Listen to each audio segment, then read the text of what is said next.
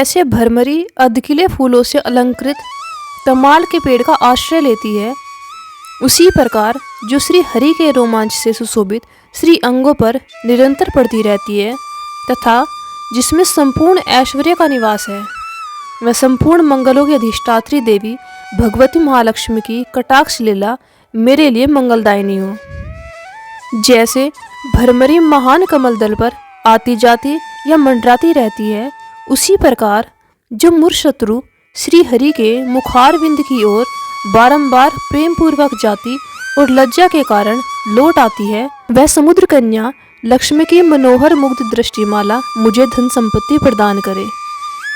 जो संपूर्ण देवताओं के अधिपति इंद्र के पद का वैभव विलास देने में समर्थ है, मुरारी श्री हरि को भी अधिकाधिक आनंद प्रदान करने वाली तथा जो नीलकमल के भीतरी भाग के समान मनोहर जान पड़ती है, वह लक्ष्मी जी की अधखुले नयनों की दृष्टि क्षण भर के लिए मुझ पर थोड़ी सी अवश्य पड़े।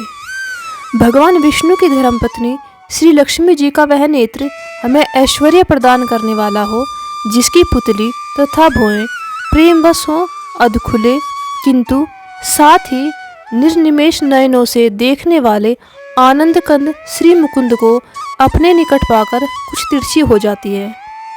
जो भगवान मधुसूदन के कौस्तुभमणि मंडित वक्ष स्थल में इंद्र नीलमयी हरावली से सुशोभित होती है तथा उनके भी मन में प्रेम का संचार करने वाली है, वह कमल कुंजवासिनी कमला की कटाक्ष माला मेरा कल्याण करे। जैसे मेघों की घटा में बिजली चमकती है, उसी प्रकार जो कैटभ शत्रु श्री विष्णु के काली मेघमाला के समान श्याम सुंदर वक्ष स्थल पर प्रकाशित होती है, जिन्होंने अपने आविर्भाव से भृगवंश को आनंदित किया तथा जो समस्त लोगों की जननी है, उन भगवती लक्ष्मी की पूजनीय मूर्ति मुझे कल्याण प्रदान करे। समुद्र कन्या कमला की वह मंद अलस मंथर दृष्टि, जिसके प्रभाव से कामदेव ने मंगलमय भगवान मधुसूदन के हृदय में पहली बार स्थान प्राप्त किया था, यहाँ मुझ पर पड़े। भगवान नारायण की प्रेयसी लक्ष्मी का नेत्र रूपी मेघ दया रूपी अनुकूल पवन से प्रेरित हो दुष्कर्म रूपी धाम को चिरकाल के लिए दूर हटाकर विषाद में पड़े हुए मुझ दीन रूपी चातक पर धन रूपी जलधारा की दृष्टि करे। भगवान नारायण की प्रेयसी लक्ष्मी का नेत्र रूपी मेघ दया रूपी अनुकूल पवन से प्रेरित हो दुष्कर्म रूपी धाम को चिरकाल के लिए दूर हटाकर विषाद में पड़े हुए मुझ दीन रूपी चातक पर धन रूपी जलधारा की वृष्टि करे। विशिष्ट बुद्धि वाले मनुष्य जिनके प्रीति पात्र होकर उनकी दया दृष्टि के प्रभाव से स्वर्ग पद को सहज ही प्राप्त कर लेते हैं, उन्हीं पदम आसना पद्मा की वह विकसित कमल गर्भ के समान कांतिमती दृष्टि मुझे मनोवांछित पुष्टि प्रदान करे। जो सृष्टि लीला के समय ब्रह्म शक्ति के रूप में स्थित होती है, पालन लीला करते समय वैष्णवी शक्ति के रूप में विराजमान होती है तथा प्रलय लीला के काल में रुद्र शक्ति के रूप में अवस्थित होती है, उन त्रिभुवन के एकमात्र गुरु भगवान नारायण की नित्य यौवना प्रेयसी श्री लक्ष्मी जी को नमस्कार है। हे माता, शुभ कर्मों का फल देने वाली श्रुति के रूप में आपको प्रणाम है। रमणीय गुणों की सिंधु रूप रति के रूप में आपको नमस्कार।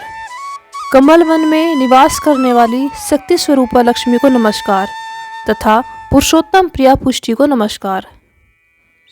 कमल वदना कमला को नमस्कार। क्षीर सिंधु संभूता श्री देवी को नमस्कार। चंद्रमा और सुधा की सगी बहन को नमस्कार। भगवान नारायण की वल्लभा को नमस्कार। कमल सदृश नेत्रों वाली माननीय माँ, आपके चरणों में की हुई वंदना संपत्ति प्रदान करने वाली, संपूर्ण इंद्रियों को आनंद देने वाली, साम्राज्य देने में समर्थ और सारे पापों को हर लेने के लिए सर्वथा उद्यत है। मुझे आपकी चरण वंदना का शुभ अवसर सदा प्राप्त होता रहे। जिनके कृपा कटाक्ष के लिए की हुई उपासना उपासक के लिए संपूर्ण मनोरथ हो और संपत्तियों का विस्तार करती है, श्री हरि की हृदयेश्वरी उन्हीं आप लक्ष्मी देवी का मैं मन, वाणी और शरीर से भजन करती हूँ।